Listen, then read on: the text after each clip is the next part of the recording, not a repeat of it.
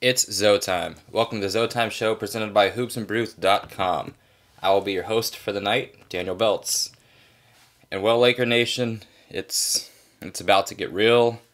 It's June 17th right now, so we have about 4 days until the NBA draft, which comes on June 21st. And basically, that's when trades can start happening, and that's when we'll know what direction this Laker team is going, and just we're basically going to know by June 21st, maybe a day after, who the hell we're getting and who we are going after, because if we trade this trade that I'm going to talk about later in the show, I can only assume it's 100% that we're going to go after the new Lakers big three. But I'll talk about that a little more later. So as you know, this is the ZoTime podcast, the ZoTime show. Took like a couple weeks off. There was just not much to talk about, and I mean, then voila, we get some news this past week about Kawhi wanting out of San Antonio, and this just started this whole basically domino effect. Also this week we found out the Lakers are the favorites to sign LeBron, and I mean, this is the ZoTime free agency preview. There's so much to talk about in this episode. More than I could have ever imagined that we'd be talking like right now, like about this.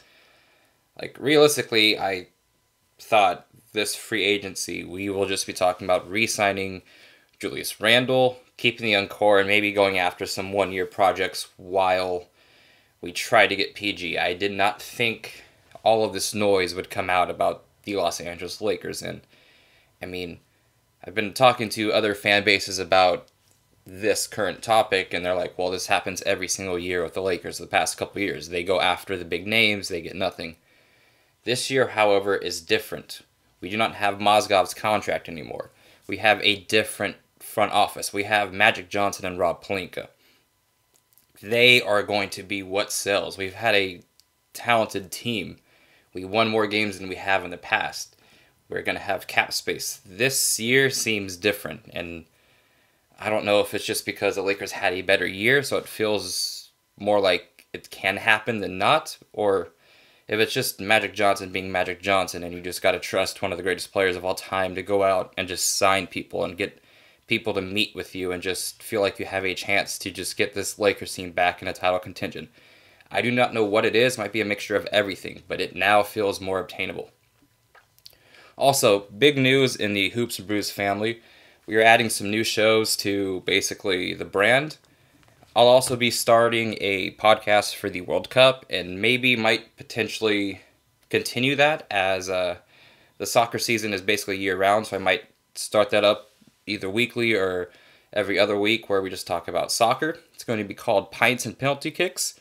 You can catch that at HoopsNBrews.com as well.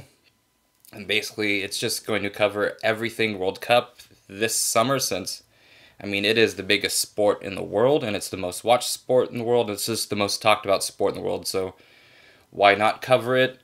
And it's going to be amazing. It's going to be fun because, I mean, after the NBA and the Lakers, my next passion is probably soccer, since it recently passed the NFL in my eyes as what I like more. It's just amazing. So go ahead and catch that. Also, Hoops and Brews is going to be coming out with a gaming channel. I believe they already do. Check that out on YouTube. Also, make sure to follow Hoops and Brews on Twitter, as well as SoundCloud and Apple Podcasts and everything else.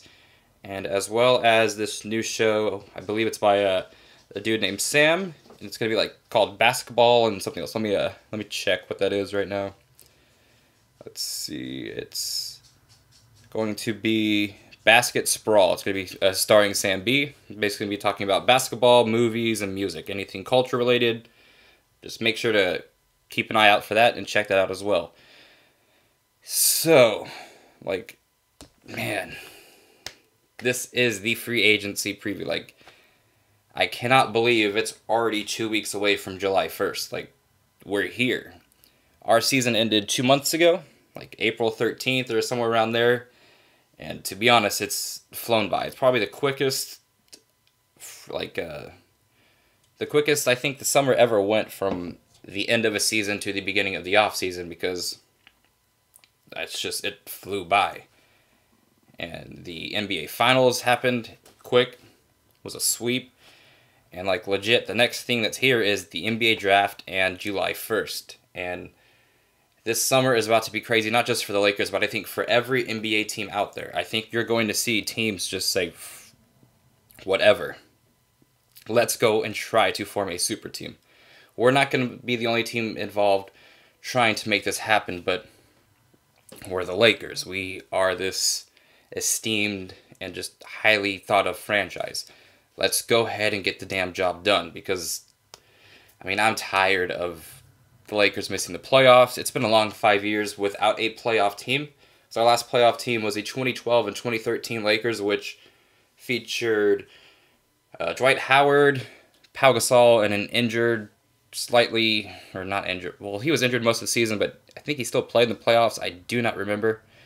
I think he might have played like a game or two, but man, that's a while ago. And after Kobe tore his Achilles that year, I just kind of mentally checked out, because I wasn't trying to try to get rid of cussing on this podcast. So I'm going to try that this podcast. But man, I mentally checked out after Kobe tore his Achilles, and I just didn't really care, because I honestly believe the Lakers would have beaten the Spurs that year in the first round with a healthy Kobe Bryant. That might just be the bias that I have with Kobe, and because he ended that season amazingly. Was one of, I think, his best years given everything. He was, I think, 33, 34, and he was just trying to will his team to the playoffs, and he was doing it. He took on a tremendous responsibility and workload, and he was producing. I believe like there was like a 5-game stretch where he averaged like 46 minutes a game, and he was not coming out. He was like, yo, if we do not make the playoffs, we'll be laughed at, because they got Dwight Howard and Steve Nash. And even though Dwight Howard missed, I believe, like 30 games that season, Steve Nash missed about 50 games that season, even though there was all these excuses Kobe could have had to kind of like mail it in that season, he worked and he got that team to the playoffs, and it sucked that he was not able to play it. So that's the last time he made a playoff team. And I just want to give a shout out to all the real fans out there that just supported this Lakers team through it all. Like, we've had some funny players come through and play in the purple and gold. I'm just going to throw out some like random players that I just remember, like, what in the hell were they doing on the Los Angeles Lakers team?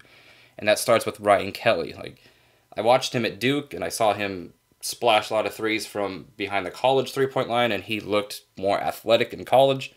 Then he got to the NBA, and it was just a disaster. And I can't believe he was still in the NBA. I think either last year or the year before, he was still playing like the Atlanta Hawks. And I'm just like, how does Ryan Kelly still have a job?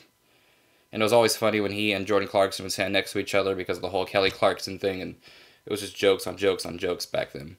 And also, I remember trying to sell myself on the idea of Kendall Marshall being a long-term point guard for the Los Angeles Lakers, because, I mean, I liked how he played and I liked his game.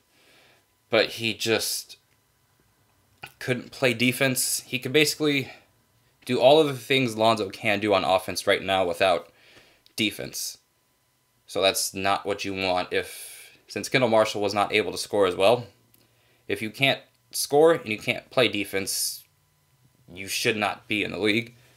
And the funny thing about him was he would just talk about Chipotle nonstop. And like I find it hilarious that for that entire year I was like, you know what, Kendall Marshall could be this if he does this next season.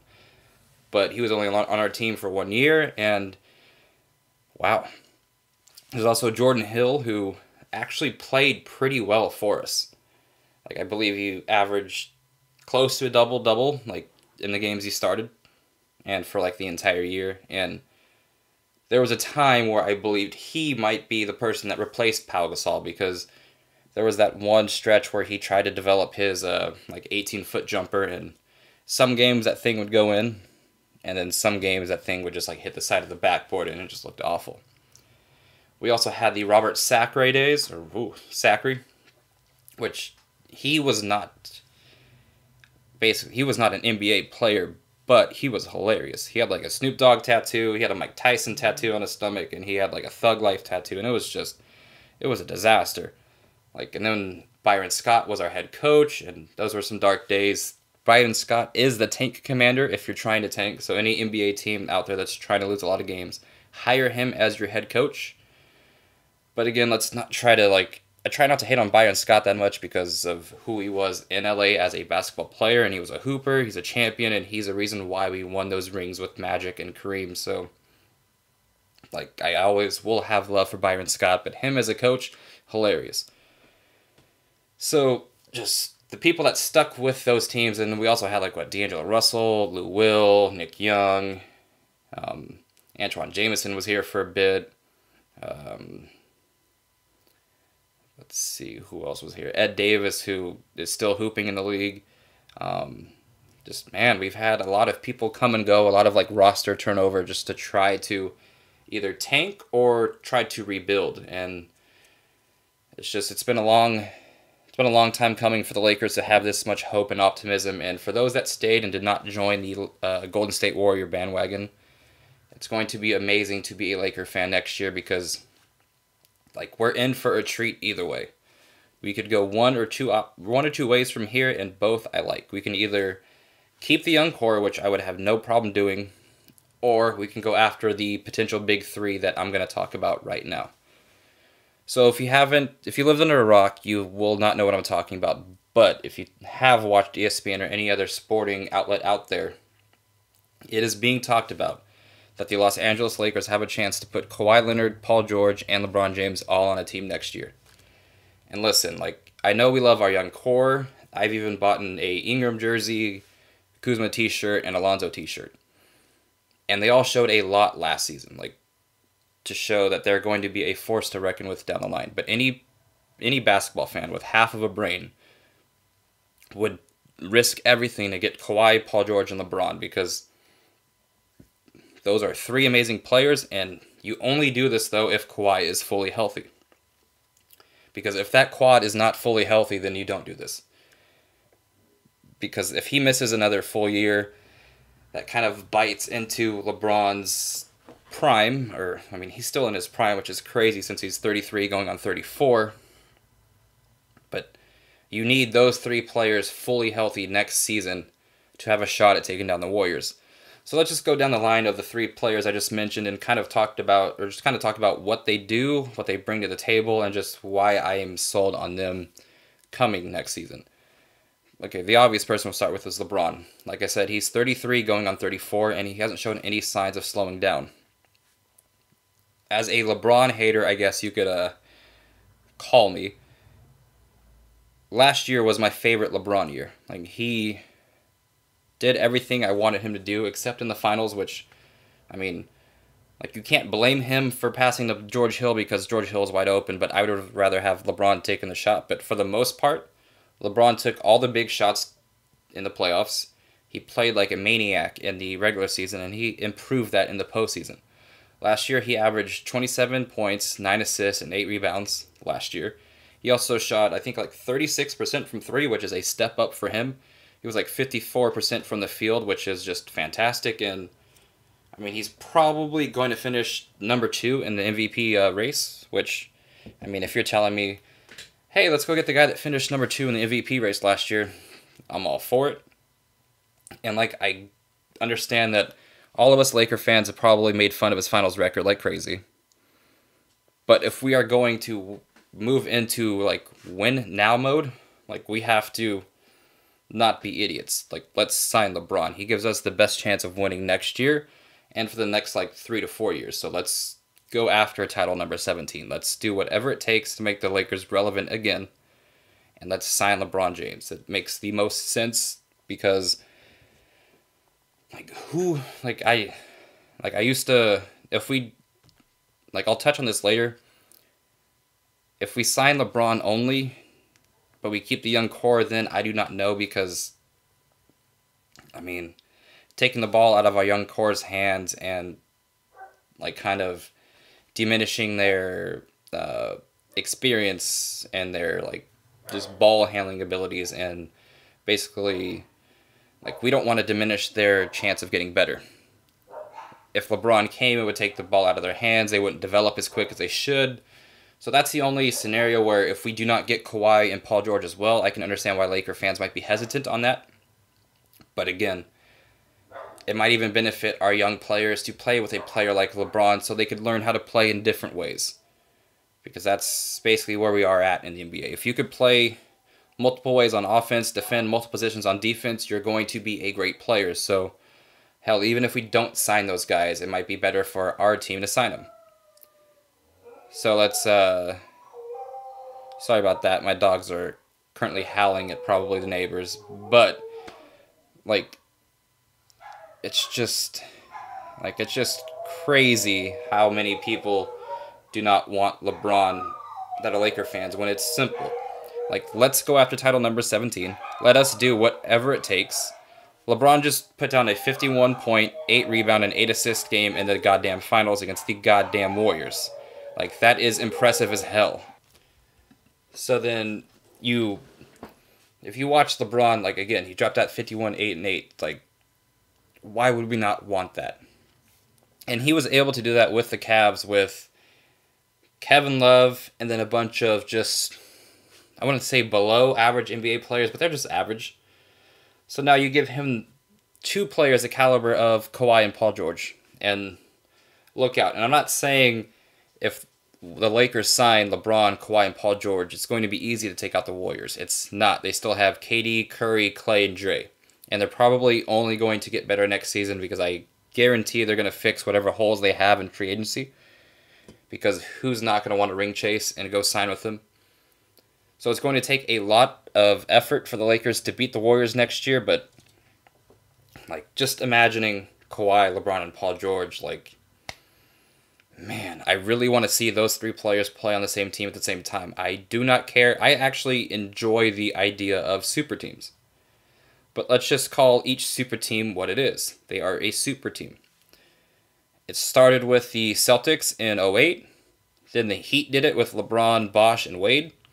And then the Warriors did it. So, like, I don't understand all the negative connotations that super team brings. The Lakers had one in the 80s. The Celtics had one in the 80s.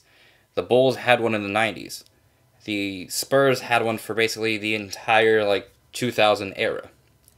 The Lakers had Kobe and Shaq or Kobe and Powell. Like, each championship team is stacked.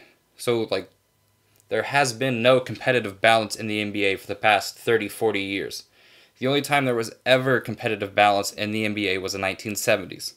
Because before that, it was the Celtics, and that was basically it.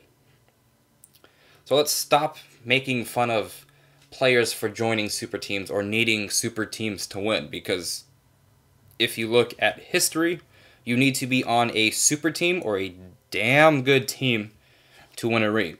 So let's stop holding players accountable for saying, hey, this person jumped from A to B to win a ring. Well, duh, because this team had a super team already.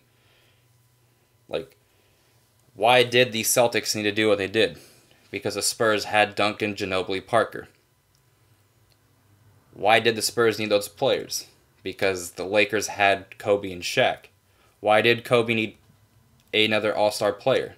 Because of the Celtics and the Spurs. Like, there are reasons why superstars join up with other superstars to win. So let's just I think NBA fans need to put their egos aside and just realize how you're going to win titles now is by joining other great players.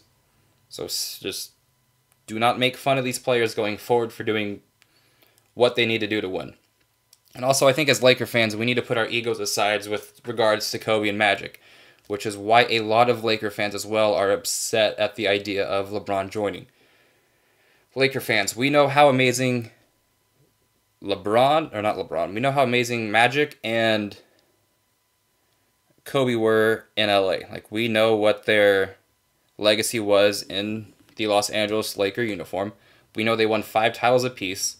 We know they were probably the greatest players, like, during their era. So let's just chill. Like, who cares? We need to get to finals win number 17.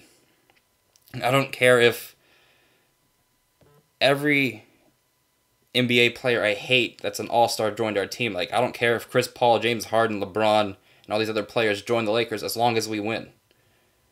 So again, let's put our egos aside and just let's not bash LeBron James regardless. If he joins with us, he's probably going to help us win some rings. So let's just cheer him on as he tries to lead us into a tie with the Celtics for finals wins and hopefully pass them. I don't care if LeBron passes Kobe or Magic in rings. Like, I really do not care. I'm comfortable as a Laker fan with seeing Kobe and respecting his legacy and just not caring whether LeBron gets more rings than him or not. Especially if he does that in a Lakers jersey. So then you can say LeBron fan base, which is annoying as hell, will say, hey, LeBron finally got to 5, tied Kobe, blah, blah, blah. You can't say anything about rings. Laker fans will be able to say back, true, but he did that in LA and helped the Los Angeles Lakers. So literally, it's just win-win for the Laker fans regardless when LeBron comes. We either get to see our team win multiple finals, hopefully. Or if he doesn't win, then, I mean, we'll still be playing relevant basketball. We'll still probably make the playoffs. It would suck to lose to the Warriors every single time, but I don't know. I just feel like LeBron, Kawhi, and Paul George can find out a way to beat them at least once. So, like, legit, I want LeBron on the Los Angeles Lakers team. I spent this whole year kind of flipping back and forth on that topic, and hell, we're the favorites to sign LeBron. He's touring schools all over the country, but like to enroll his son in, but the Sierra Canyon officials have kind of put it on hush that he's signing, but Gary Payton went on record saying that he's already enrolled there. Scottie Pippen seems like he has a lot of information that he wants to discuss but can't yet because he doesn't want to leak it. So, I mean, I legit think LeBron's coming here. I think there's a 40% chance that he signs with the Los Angeles Lakers, and the other 60% is a mixture of other teams. So I really think we are the favorites to sign LeBron. So LeBron's play style, he's going to be ball dominant next year, with hopes to playing more off ball if we sign Paul George and we trade for Kawhi. So it's just, he's going to have help. He's going to have other players that can create their own shot and even set him up. I know that Paul George can set another player up and Kawhi can't do that as well. But it would make sense to have the ball in LeBron's hands the most because he is a playmaker. I'd like to see him get into the offensive sets next season a lot quicker than he did with the Cavs, which he probably will be able to because they won't be able to double him every single time since we're going to have Kawhi and Paul George. Also, like I said, last year was my favorite year of LeBron playing basketball. He showed a lot more than what I ever saw him. He's able to hit a fadeaway. He's able to shoot comfortably from 3. His footwork looks a lot more refined. He looks like the player I always wanted him to be and always kind of criticized him by not being. I never saw this dedication for him to play in the post like I have this season. And it's fantastic. So again, you go after a top 2 player of all time and you just get him. And that's what we're going to hopefully do. So now if LeBron says, yo, Laker fans, I'm 100% coming, the next piece we need to talk about is Kawhi Leonard. Because if LeBron comes, we need to do whatever it takes to get Kawhi. And I know he is a free agent next year, and it may seem like he wants to be in LA. But, legit, we only need to go after Kawhi if LeBron says, hey, I'm coming. If LeBron says, Laker fans, you guys have a great young core, but I'm going to go to Houston, or I'm going to go to Philly instead, then we do not trade for Kawhi. We wait till next season to try to get him as a free agent. But we're going to talk about this right now like it's a set in stone that LeBron's coming. We're going to talk about how to get Kawhi, and we're going to talk about what Kawhi brings to the Los Angeles Lakers. Right now, Kawhi Leonard is 26 going on 27. I believe he turns 27 at the end of the month. And he's also coming off a year where he didn't really play. He played 9 games. He didn't play in the playoffs. He didn't even go to the playoff games. And he's in a weird state right now. He's not really talking to the press. He's not talking to anybody. It's his team relaying this information. And I'm not sure if he's 100% healthy. Like, we do not know what that quad is up to. Like, it's still a mystery. But what we do know is when Kawhi Leonard is healthy, he's basically the defensive player of the year, and he's a top 5 MVP candidate. So let's just stop right there. When healthy, he's a top 5 NBA player. Add that to LeBron, who is probably the best player in the league. You would have 2 players that are in the top 5. That's basically rivalry. That can rival Kevin Durant and Steph Curry right there. What helps the Lakers right there, though, is both players are like 6'8" and above, can guard multiple positions, and are just defensive. Like, Kawhi is a defensive pest.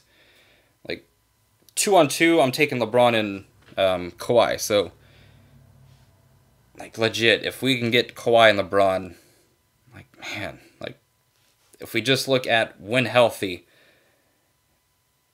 it's just insane. Like, I did not think these two would form. There were rumors that LeBron might try to go to San Antonio and play with Kawhi, but Kawhi said, nah, G, I'm out. So hopefully those two have talked. I just want to say, hopefully, all 3 of these players have discussed, like Paul George, Kawhi, and LeBron, all 3 of these players have discussed where they're going and what their next move is. Kind of like how Draymond did with KD after his finals loss. He called Kevin Durant, then Kevin Durant came. Or I think when the Lakers when the Lakers beat the Rockets, I think like Ron Artest called Kobe. So like I just hope there's like a plan in motion. So like once we trade for Kawhi, just everything gets put in motion. Now again, we have to trade for him now. Like we have to if Paul George and LeBron are coming, because we can't wait till next year to do it, because we need his bird rights to sign him to that.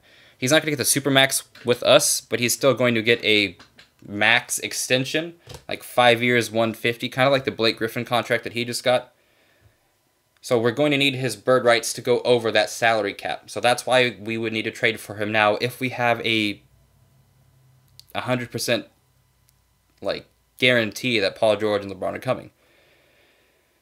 So again, like we aren't certain if Kawhi is healthy. As Pavy from HoopsNBrews keeps saying, the man has a diseased quad. But if his leg is fully 100%, Magic needs to go get that man that wants to come home, because Kawhi clearly does not want to play in San Antonio, and I don't want to see him play in Boston. I don't want to see him play for the Clippers. I don't want to see him play in New York. I want Kawhi Leonard to be a Los Angeles Laker. Because in his last full season, in 2016-2017, he dropped 25 points, 6 rebounds, and 3.5 assists. This was a year that the Spurs were actually going to take Game 1 against the Warriors, until Zaza became a little Jalen Rose and took out Kawhi. Like, Kawhi was going to be the first team to make that Warrior team bleed. And when they took Kawhi out of that game, the Warriors went on like a 19-0 run to bring them back in the game, because the Spurs were up like 20 on the Warriors in the start of the third quarter. And I know you want to say, well, third quarter Warriors, they still have enough talent to get it done, but Kawhi Leonard is a different beast. He's not James Harden. He's not a choker. Kawhi Leonard can do it on both sides of the ball. So that's where I'm at. I think Kawhi Leonard is a hell of a player, and he also shot 38% from 3 in 2016-17, and then the year before that, he shot 44% from 3 the year before. What does LeBron need around him? He needs players that are capable of knocking down the 3 so the paint won't collapse on him. So if you're telling me in the past 2 years he shot around roughly 41% from 3, give me that man. Also, Kawhi can do way more than just shoot a 3-point shot. He could create for himself, he can create for others, he can get to the rack anytime he wants. He also has a solid mid-range game and a solid post game. Like I know LeBron played with Chris Bosh and Dwayne Wade in Miami, but if we're able to get Kawhi Leonard right now and Paul George right now, I don't think he's ever played with those. Like, I don't think he's ever played with 2 players of that talent on the same team, like kind of in their primes. Like, I think Dwayne Wade was out of his prime in Miami, but he was still a hell of a player, but he wasn't what Kawhi Leonard was when Kawhi Leonard is 100% healthy. I think Chris Bosh was an amazing player, but I don't know. That's an interesting one with Kawhi Leonard or with Paul George and Chris Bosh, like the comparison, like as of talent. But I mean, in today's NBA, give me the wing. Like wing players are way more valuable than any other player in the NBA. So give me Paul George over Chris Bosh, even though Chris Bosh is probably the better all-around player with like his NBA career. And like legit, I don't know the last time. I mean, I know the last time LeBron had a break was in 2016 when Kawhi was able to control things offensively when LeBron got tired, but you're giving LeBron two players in Kawhi and Paul George that can give him a break. You can let LeBron start to play off ball to finish his career to extend it. Because it's clear that I think LeBron wants to play until his son joins the NBA. And what better way to do that than letting LeBron transition into being an off-ball player, not being so ball dominant? Because Kawhi Leonard has shown he can be the number one player on a team. Paul George has shown he can be the number one player on a team in Indianapolis, and he also showed that he can be a number two player in Oklahoma City. So LeBron can basically coast until the playoffs, but still get a very good seed in the West with Kawhi and Paul George. So, like, again, if we put together this talent, like, it's going to be great times in Lakerland. And we're going to talk about, like, we can talk about all the offense we want with Kawhi, but his best attribute on the basketball court is his defense. He's made the All-NBA defensive team 4 times, 3 times on the first team. He's either leading the leagues in steals or he's finishing at the top of that, like in the top 3 every single year. And also, he's a 2-time Defensive Player of the Year. Like, LeBron has never played with this great of a defender. He's been that defender. Now, if you're letting LeBron be the guy that doesn't have to guard the other team's best player, he gets to rest. Kawhi Leonard and Paul George will be able to just make LeBron's life so much easier on offense, on defense, and in the grand schemes of NBA games to where it's just fascinating. Like, LeBron might be on a team next year where he's not even asked to do that much. And LeBron's usage rate's going to go down. His efficiency probably will either stay the same or go up, and it's just going to be fantastic. So then, right now, for playing positions, Kawhi would probably be the 3. LeBron would probably be the 4. I don't know if you could you can name a team that had a better like pairing at the forward position. Like, I really don't know, because both players have won Finals MVPs, and both players were basically finishing in the top 5 of the MVP races for the regular season when Kawhi was healthy. Now just imagine those 2 players in LA for the next 3 to 4 years. That is one hell of a dream. And Magic and Pelinka just need to go for it. Now, this is where I could say we need to trade this. We need to trade for Kawhi. But the issue is obviously trading for Kawhi. And it's going to cost the Lakers everything they've built, basically, to go get Kawhi. And even then, that might not be enough, because Coach Popovich does not like trading players within the conference. And the Lakers, like, if we look at it with Coach Pop's tenure, the only team that has won as many titles since Coach Pop has been in the league as the Spurs are the Lakers. So there's like a rivalry between the Lakers and the Spurs. There was like a rivalry between Kobe and Duncan, Shaq and Duncan, and then like those teams. Like, there was a rivalry. Each team won 5 championships in like the 22 years that Coach Pop has been a coach in the NBA. That's basically half. So there's a rivalry in that Western Conference, and like, I do not think Pop will trade Kawhi to the Lakers unless the Lakers give up everything. And like I just said, I'm not even sure if the Spurs would even allow that. So then it comes down to how, like, it'll basically come down to whether Magic and Pelinka are able to pull the plug and get that trade done, which our previous front office was not able to do. Mitch Kupchak, after the Chris Paul veto trade, was not able to get us much after, and he made a lot of blunders after that. Pre-Chris Paul trade, he made a lot of smart moves, did a lot of great things for the Lakers. That's why I'll never put any of the blame on Mitch. It's probably Jim Buss, who did a lot of dumb stuff to finish his tenure in LA.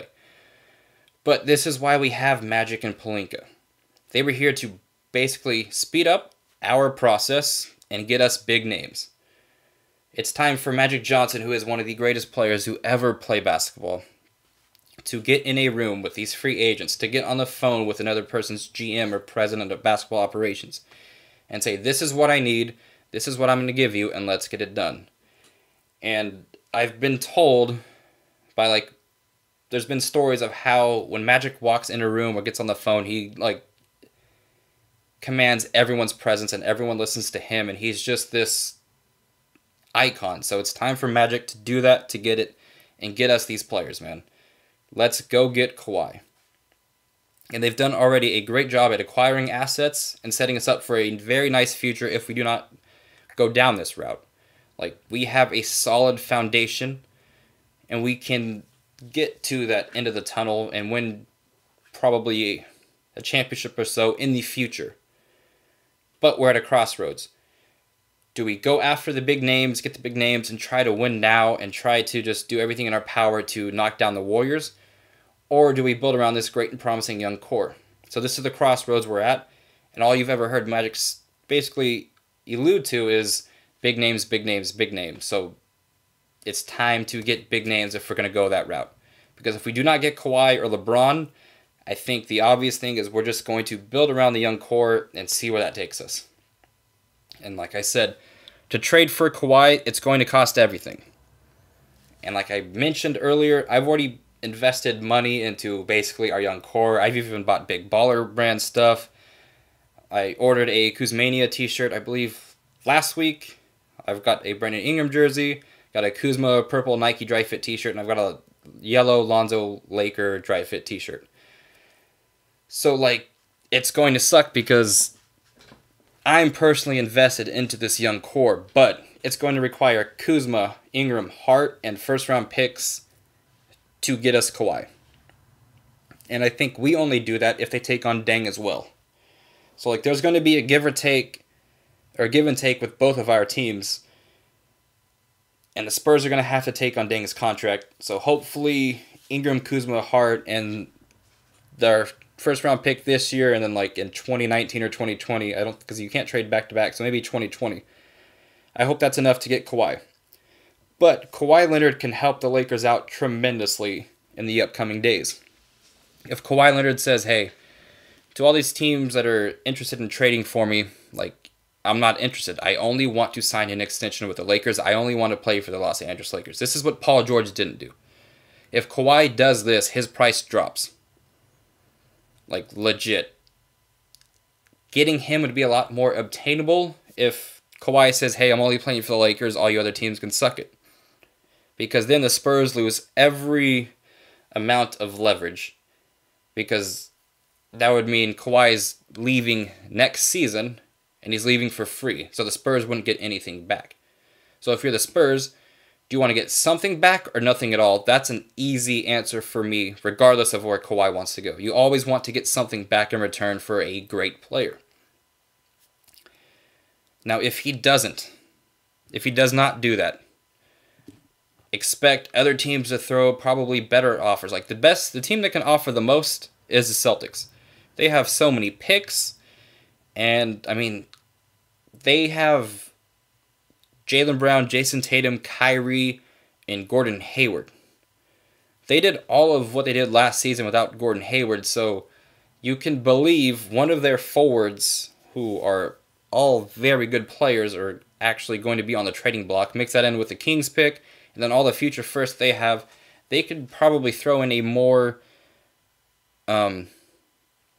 interesting offer towards the Spurs, and it wouldn't even cost them that much because they have so much, because the Nets and the Sixers are just dumb. And then I believe the Grizzlies are dumb as well. The Celtics have such a nice, they're going to be title contenders for sure with all the amount of assets they have. So we can't, as Laker fans, allow that to happen. So we need to get to Kawhi. So we need Kawhi to come out and say, yo, I'm only going to LA, baby. Now, maybe we don't have to give up all of that if we do not involve Deng. But the only way we can get LeBron, Paul George, and Kawhi is if, I believe, Deng is off our salary or we stretch him. So I would prefer to get rid of him. So I legit think if we do all of this, there will only be one young core player on the team next season. And I believe it's either going to be Lonzo Ball or Brandon Ingram. So everyone else would be gone. So, like, that's the dilemma. Is Kawhi worth it? Is Kawhi Leonard worth moving everything just to get him, LeBron, and Paul George? I'm leaning towards yes, because it's freaking Kawhi Leonard. And I think, like, this is where I talk about, like Brandon Ingram, he has such an amazing upside. He showed a tremendous amount of improvement, but there's no telling he'll ever become the player Kawhi is. Same with Hart, same with Kuzma. And same with whatever pick we have, number 25. Like, they are great players, showed great promise, but they're not a Finals MVP. And like I said, I'm only making this trade if I got the heads up from LeBron and Paul George saying, hey, we're coming. So, like, because if we only had two of those three, they're not beating the Warriors, so we would be giving up a very bright future just to be Western Conference Finals runners-up. So I'm not doing that. So we've talked about kind of Kawhi and LeBron, and the third guy is Paul George. So he was basically in the same position that Kawhi Leonard was in last year. And like he kind of fumbled the bag for us by not telling people he was only going to sign with the Lakers. But again, his scenario is kind of different now because, I mean, he wanted to go, or the Thunder did this move. They traded for Paul George last year. They did it to show Russell Westbrook that they're going to try to build a contending team. And they also paired Paul George with Russell Westbrook to hope that playing with an MVP caliber type player is enough to keep Paul George in Oklahoma City to sign an extension. But the Thunder barely made the playoffs, and they also got knocked out in the first round by a rookie and Ricky Rubio. So now Paul George is a free agent.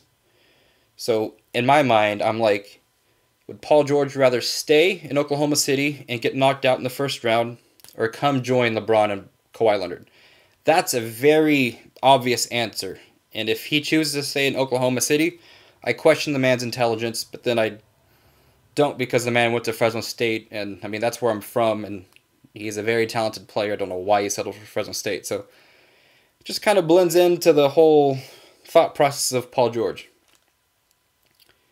Like I mentioned just a bit ago, he was in the same scenario as Kawhi is in last year. He wanted to play for the Lakers. He made it clear that he wanted to play for the Lakers, at least initially, but he never went public with the extension after, and that's where the Lakers lost their leverage, and the Pacers traded him to the Thunder. And like I said, Paul George would be a dumbass to not come to the Lakers if LeBron and Kawhi commits. Like, you're not going to win anything with Westbrook, especially if Carmelo Anthony opts into that horrendous contract. So you'd be the dumbest man on the planet to stay in OKC and not join the newest super team in LA with Kawhi and Bron. The money will be there for all three of them. They will not need to take a pay cut, and if they do, I think they'd only be leaving like $1 million or $2 million off the table. So, like, that's not that bad because we'd be trading the young guys, and we'd also be getting rid of Luol Deng. So, like, next season, money-wise, Kawhi would make roughly $20 million, and LeBron George and Paul James could get 30+ next season as well. So, like, the money will be there. None of them will have to sacrifice that much, or even any at all. So, Paul George won't have to sacrifice here. So I just don't get why he would choose to stay in OKC if we put together this super team. Now, fit-wise for Paul George, Kawhi, LeBron, you can switch everything, and it's a defensive nightmare for opposing offenses. Like, could you imagine Kawhi and Paul George on the wing guarding your two best players? That means LeBron would get the easy task of guarding the third best player on the team. He will get to relax on defense. So say next season we meet the Warriors in the Western Conference Finals. You can put Paul George on Curry. You could put Kawhi on Kevin Durant. Then you're telling me LeBron gets to just chase around freaking Kawhi, and I mean, if Kawhi really can't create that much for himself, so it's not like LeBron has to like stay in front of him. He just has to get around screens and just move when Klay moves. So it'll just be, man, like you're telling me LeBron gets to relax on Klay Thompson for 40 minutes of a game, and that's outstanding. Like, that's legit super, super exciting just to think about. Because Paul George and Kawhi are defensive monsters. Paul George made 3 All-NBA defensive teams.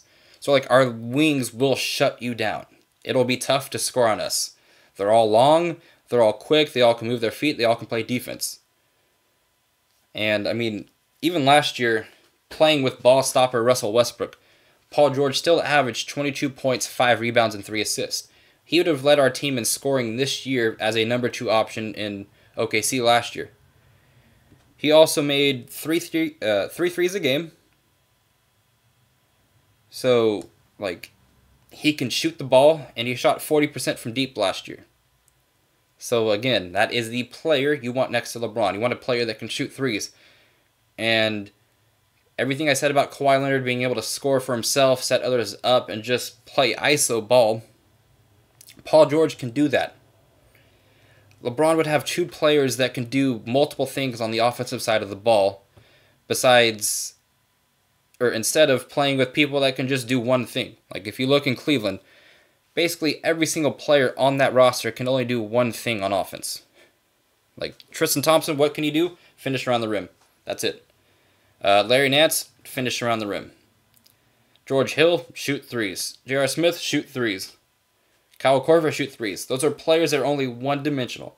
His only two-dimensional player is Kevin Love, and they never fed Kevin Love the ball that much in the post. But I believe players like Kawhi and Paul George will be enough to get LeBron to play off ball. So LeBron will not be burdened by just taking on super teams by himself. He'll have Paul George and Kawhi, which is, man, like, I'm going to say this probably 1,000 times. I want this to happen. Like, the more I think about these 3 players joining forces to take down the Warriors, the more I want it to happen and the more I see it happening. I'm not saying they're going to just completely annihilate the Warriors, because the Warriors are an impressive system, and it's going to take everything just to beat them. And that's kind of funny, because take everything was like Cleveland's, like, quote-unquote, like, slogan, so it's just funny how that's going to play into next year. But I'm not saying we'll beat them every single year, but I think we have a good chance to beat them at least once and then represent the West in the finals. And once you represent the West in the finals, you're basically a champion already, because 14 out of the last 20 finals champions have came from the Western Conference. And so then, if we have those 3 players, right, we'll either have Lonzo Ball or we'll have Brandon Ingram, in my opinion. Those are the only players, that's the only player that will be left on our team. Both are going to be like LeBron. If we look at LeBron's team, if Lonzo's the 4th option, Lonzo's a better 4th option than whatever the heck was on Cleveland this year. So that'd be also improvement for LeBron. So LeBron would be improving in positions 2, 3, and 4. So it's just fantastic to think of. And the rest of the squad, if we do sign these 3 players, they will not be able to get a lot of money. So they'll be like vets taking very cheap contracts. And maybe even some really good players taking the men just to try and take down the Warriors. Like, this is the dream that Magic and Pelinka have. And this dream of a super team can be obtained in 2 weeks. LeBron, Kawhi, and Paul George can play any offensive style you want, and they would almost have 0 weaknesses on offense or defense. And again, this team defensively would be a monster, especially if the player we keep is Lonzo. Lonzo is a great defender, and he's a point guard that just wants to pass and run in transition. So we all know LeBron likes to run in transition and just get easy dunks and flashy dunks. But if he wanted to, like, catch a breather while Lonzo gets a rebound and he just passes it up to PG and PG gets a wide open dunk, LeBron can rest on the other side of the court. This team would help LeBron get more rest than he's had in his entire career. And obviously that's what you want to do for a 34-year-old. So if they keep Brandon Ingram instead, it adds another long wing. Our team would be tremendous. It would be basically 4 small forwards and a center. And all 4 of these players can guard multiple positions. They could switch everything, and Ingram showed last season he could also set up others, and he can shoot better from three. And then the craziest idea, though, is Brook Lopez has stated he's willing to come back on a discounted price if the Lakers build what? Build a contender. So if they get this big three, Brook Lopez at the 5 would be a tremendous pickup, because what does Brook Lopez like to do? Stand outside the three-point line and shoot. What does LeBron need from a stretch big guy? The ability to shoot so the lane's not clogged. So this, there's so many ways this can go, even just with those 3 players staying. There's even the possibility, if we get rid of Deng, to re-sign Julius Randle. So again, we might have taking something from Cleveland, we might have a squad next year. So let's try and get this big 3. And I know I spent a lot of time talking about these 3 players, but they're all worth talking about. And I get the pessimistic side of a lot of Laker fans saying, no, don't do this because of XYZ. But if you have the chance to get 3 of the best players in the game, I want to say we would have 3 of the top 20 NBA players on a team with Paul George, Kawhi, and LeBron. You do it. You do that in a heartbeat, and you go take on the Warriors, and you let the cards fall where they fall. But you got to take this chance. You got to do everything in your power to do this, because championships aren't, as you should be able to, realize, nothing's ever certain with young cores. The Oklahoma City Thunder thought they had a great young core when Durant, Westbrook, Harden, and Ibaka went that one year, but they haven't gone back since. So you got to do what you can in the present to try to win a championship instead of just planning for the future. Planning for the future is great for small cities like the Kings, Hawks, and all these other small franchises that just want to build organically through their own system. But if you're the Lakers, we are built on trades and splashes. So let's go ahead and do that. Now, while we talk about the big 3 joining and all that possibility, this might be the last time on a podcast that we have our young core together. And it would suck to see our young core go. All of us Laker fans probably developed an attachment to this young team. Talking about Lonzo, Josh Hart, Brandon Ingram, Kyle Kuzma, and Julius Randle. They played very well last year. They played for each other, they played hard, and they showed Laker fans a lot of hope and promise for years to come. Lonzo showed you scoring isn't everything. He can play defense, he can rebound, he can assist. He can do, basically, besides scoring, everything else on the basketball court, and he's only 20. He's going to develop the scoring aspect down. So the fact that he can do everything else well right now, if I had to keep one player to play with LeBron, Kawhi, and Paul George, it's Lonzo. And it's not even a hesitation. It's Lonzo Ball. That's how highly I think his ceiling is. And it's going to suck to see these players go if the mission is a go-go. It's going to be tough. We invested a lot of losing seasons. Not Lonzo, Hart, and Kuzma, but Ingram and Randle. Ingram was here the previous year. Randle's been here for a while. They kind of feel like family members at this point, at least with Julius Randle, since he's been here since the year after Kobe tore his Achilles, or 2 years after that. So Randle's been here the longest, and I think Randle showed the most out of any player last year with just how much he improved.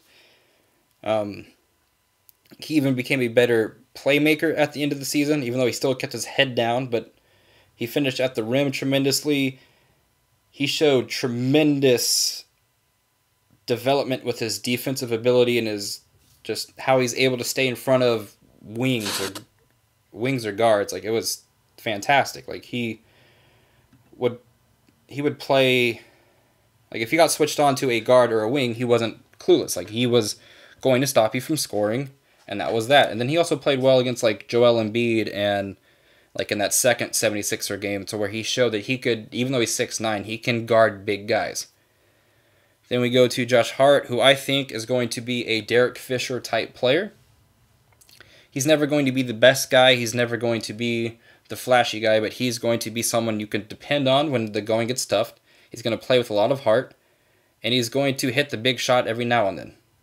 Then you look at Brandon Ingram, who, I mean, he should have been in the running for, Oladipo should win the most improved player of the year, but I think Brandon Ingram should have finished in the top 3 over Spencer Dinwiddie, because Ingram did show tremendous leaps in every single one of his basically styles of play. Whether it's rebounding, playmaking, defending, shooting. He even developed like a respectable 3-point jumper to where it was like at 36%, I believe. So it's like these players have shown talent. Then there's Kyle Kuzma, who finished on the All-NBA first team for all rookies. Like he was like, I legit don't know how to describe Kyle Kuzma. We did not expect that from him when we picked him 27th. He was everything you can ever hope from the 27th pick would be, and if you multiply that by like 10. Like, when you pick 27th, you expect this player to give you like 10 to 12 good minutes of basketball, and that's it per game. Yet Kuzma was out there leading us to wins, especially that Celtic game the second time, and it's just like these players, these young guys, like they've shown if they stay together, they can be great in the future. But will that ever result in winning a championship? I do not know, because the 76ers have a great young core. Celtics have a great core. The Suns right now, they're going to try to develop one with Booker, Josh Jackson, and they have the number 1 pick. So like there's other teams with other like promising young cores, so we either build, or we throw it all away to get the big 3 in LA. And I mean, by the time next week, by the next Sunday, we should know which way the Lakers are leaning towards. Since the sign will be a huge, the draft will be a huge sign for us. Since if the Cavaliers trade away Kevin Love, it looks more and more likely that LeBron is leaving.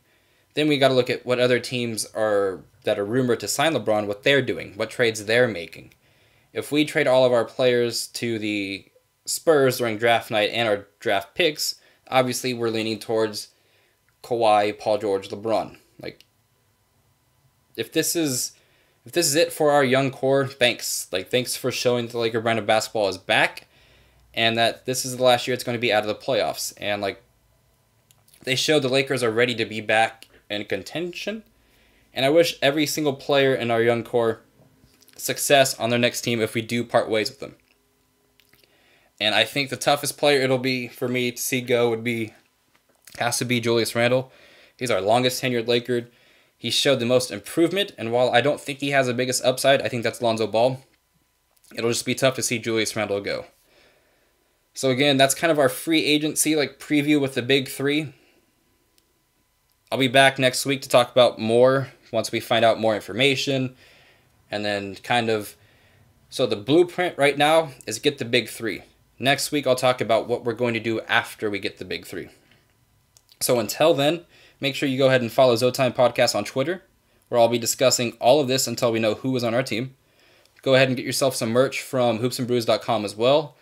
And until the next time we speak, stay calm, don't panic over all the rumors, and just enjoy the ride, Laker fans. We're back, and we're getting title number 17 very, very, very soon. Go Lakers.